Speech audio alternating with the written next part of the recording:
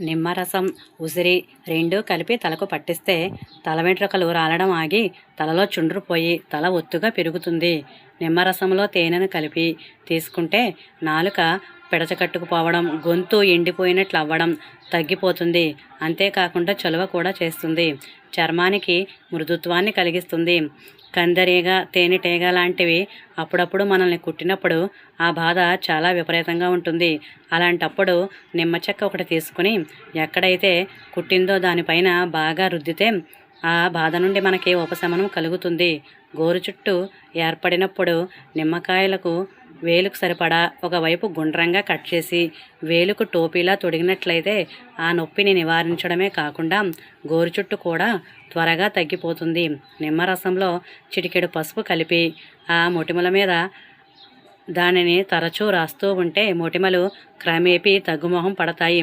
గోరువెచ్చని నీళ్లలో చిటికెడు ఉప్పు వేసి నిమ్మరసాన్ని కలిపి పాదాలలో నీళ్లలో ఉంచినట్లయితే పాదాల పగుళ్లకు నివారణ కలుగుతుంది.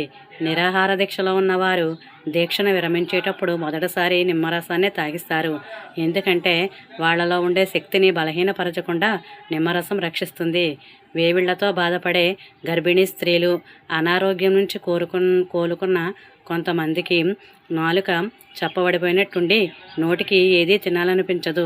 అలాంటప్పుడు వాళ్ళకి నిమ్మకాయతో చేసిన ఊరగాయ కానీ, నిమ్మరసంతో చేసిన చట్నీ కానీ, లేదా వట్టి నిమ్మకాయల్లో ఉప్పు కారం వేసి ఊరబెట్టి దానిని కూడా అన్నంలో వేసి ఇచ్చినట్లయితే వారి నోటికి రుచిస్తుంది.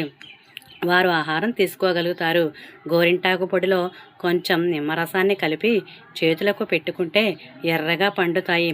రక్తనాళాలు గోడలకు బలాన్ని చేకూరుస్తుంది.